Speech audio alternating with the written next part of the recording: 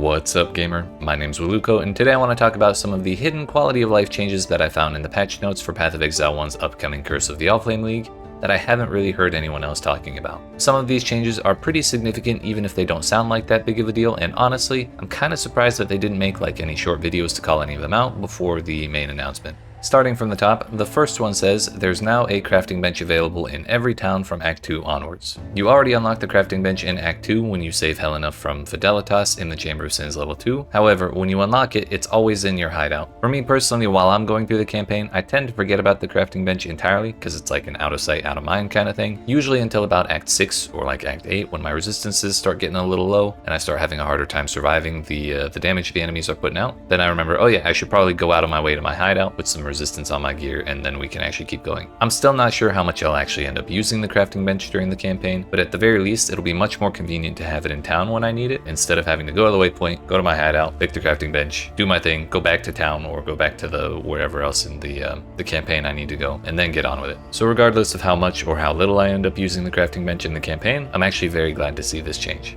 Next up, in the League Changes section, there's a note that says, after completing a ritual encounter, locusts will now point the way to the next altar. This was a quality of life feature that they added to Ritual in the most recent Path of Exile 2 League, and while I didn't farm as much Ritual as many other people, anytime I did interact with the mechanic, the locusts pointing from one altar to the next were actually incredibly helpful, helping me navigate my maps. So I really am excited to see the locusts make it from PoE2 to PoE1, especially after it got added to PoE2 so recently, like we didn't have to wait 5 leagues before they decided to port it over. I'm just a little surprised they didn't mention this when they were talking about Abyss in particular, because Abyss is already pretty much getting reworked from what it was in PoE1 to what it is currently in PoE2, so I feel like it could have been a nice footnote. We're putting PoE2 Abyss in PoE1, also the locusts from PoE2 in Ritual are now in PoE1 too. Like I think people would have eaten that up. But yeah, another super nice change, kind of flying under the radar here. Next up, in the endgame changes section, we have several notes in a row talking about changes made to the map modifiers that cause monsters to reflect damage of one type or another.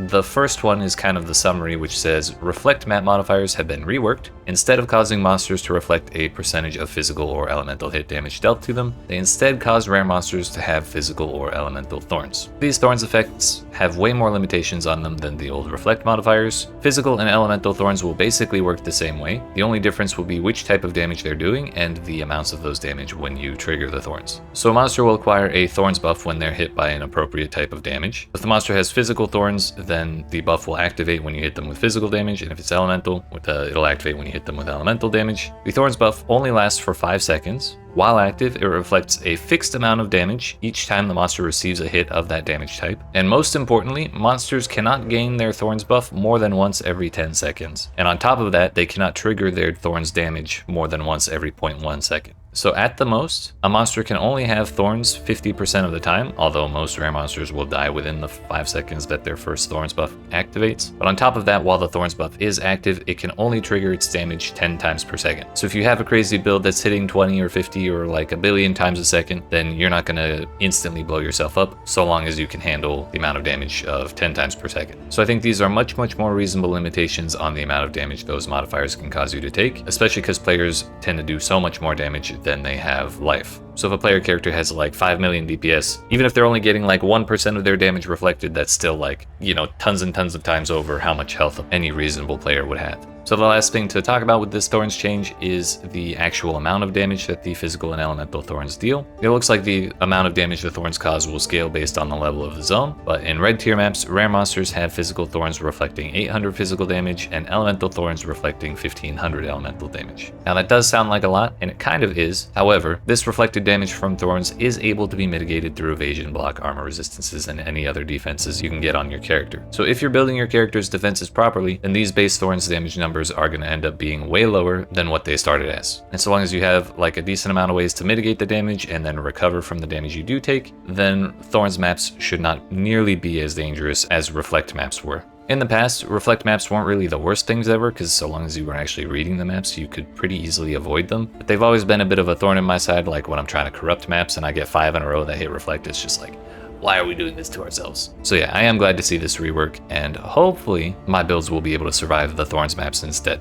A little further down in the in-game changes section, there's another note that says, the Pit of the Chimera boss now spawns only one wave of enemies per phase. I think pretty much anyone who's fought the Chimera more than like 3 times in their lives can appreciate why this is such a big change. The way it is currently, every time you fight the Chimera, he has like 3 guaranteed ad phases, and each of the ad phases would spawn 3 or 4 different waves of minions each, and that took up so much more time than any of the other Shaper Guardians. Like, it was always one of the worst parts of farming Shaper, aside from like the Shaper's RP itself. So yeah, I'm still not a huge fan of the fact that the Chimera got to keep all of his ad phases, but at the very least they're going to be done way faster than they were before. Next up, in the Atlas passive tree changes section, they mention a new currency called a Scrying Orb, which stores the map that the currency item was found in, and then allows you to scry the divination cards of the map area listed on the item to a different map on your Atlas. So basically before, the way you would scry divination cards from one map to another in Path of Exile 1 would be to run the map that you want to take the cards from until you find the nameless seer, because he would spawn randomly as you kill monsters in that map, and then select the scry option from his little dialogue menu, and then you pick which other map on the Atlas you want to scry the divination cards onto. So basically, if you wanted to scry the Apothecary from Crimson Temple onto, say, Dunes, you'd have to run Crimson Temple until you find the nameless seer, click the scrying option, and then click on Dunes, and then in the future when you run Dunes, you'll have a chance of finding all of the div cards that normally only drop in Crimson Temple, or wherever the Apothecary comes from these days, because I don't remember off the top of my head. So anyways, once 3.29 hits, we won't have to rely on the Nameless Seer anymore,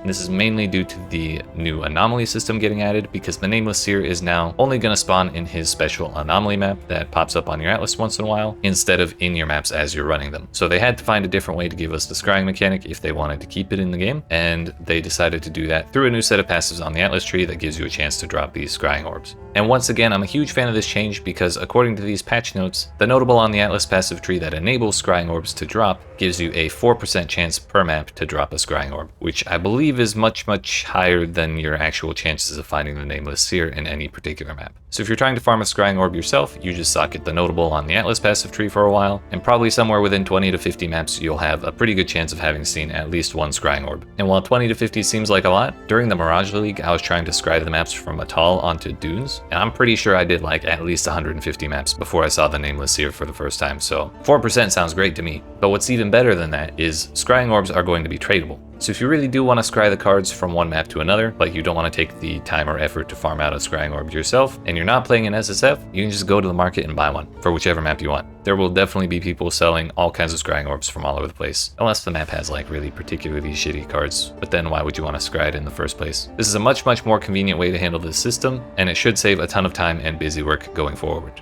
Next up, a little further down in the player changes section, there's another note that says all non-Spectre minions no longer pause while attacking. Many minions already didn't pause while attacking and are unaffected by this change. This change will be a significant damage per second increase for the following minion types in particular, those being Dominating Blow, Raised Zombies, Stone, Ice, Flame, Chaos, and Lightning Golems, Summon Raging Spirits, and Summon Skeletons. So basically, for all the minion enjoyers, I'm not really much of a minion enjoyer myself, this is going to be a quote-unquote significant buff to anyone who wants to use any of like the base level minions. This in particular is a change that I really do wish they'd called out and showed off a little bit more, because it would have been really nice to have like a side-by-side comparison of the old minion behavior while they're attacking compared to the new minion behavior, so we can actually get like a decent idea of how much better the minions are going to be. For now, we just kind of have to take their words for it in the patch notes that these minions are going to be better. Either way, I'm sure there's going to be a significant amount of people that are excited to see this change, and I'm sure they'll be checking them out as soon as they can after the league starts. The last change I want to call out is a little closer to the bottom, past all the skill gem balance changes, in the monster changes section, which says Soul Eater now expires faster on non-players.